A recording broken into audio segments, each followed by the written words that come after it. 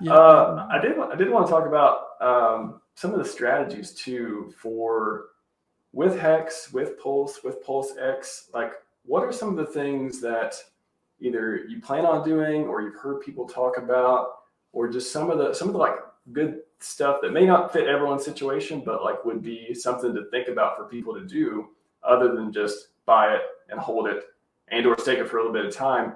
Are there things around the pre-bridge coming up, around ratio trading that would be useful? Like, what are your thoughts and just around Hex, Pulse, and PulseX for how to make money for some of the strategies? And while you talk about that, I'm gonna be right back for a sec. Sounds good. Sounds good. Yeah. So I mean, as far as some of that stuff goes, the only thing that I'll say is sometimes people, their anticipation might get a little bit might get a little bit excessive and get a little bit much because you're waiting for the chain itself to launch.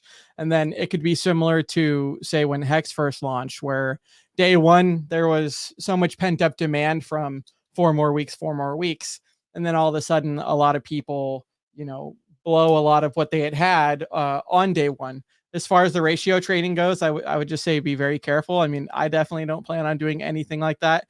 But then, everyone's responsible for their own bag and for their own decisions too. So as far as PulseX goes, there's the single-sided staking. I mean, there's going to be incentive token also for liquidity providing.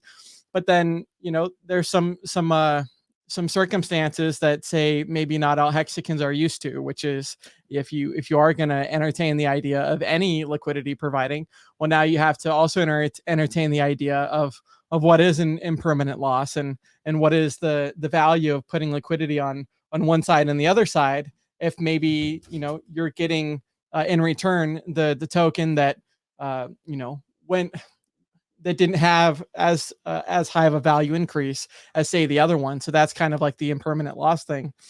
So for me, I'm going to be single-sided staking the actual PulseX itself, because there's really, no loss there as far as that goes. And then it's tough too, really, what to do with the actual PulseChain. It's tough to do with the PulseChain because, another thing that you can do with that is delegate to the validators. But then if you look at some of the numbers there, I would say that that's almost similar to like the PulseX staking, the single-sided staking, where it's a very low risk. Obviously there's things that can be higher risk, like I mentioned, as far as maybe some of the liquidity providing and what pairs people are doing. But honestly, I'm not that experienced. Like when it came to before Hex and in crypto, I'd done some stuff on Ethereum, done some stuff with some Bitcoin and Litecoin, but in the beginning of Hex 2 had provided liquidity with Uniswap, but I don't really feel like I know enough to know when I should be patient and maybe kind of see what the rest of the market's doing, and that's kind of going to be my approach.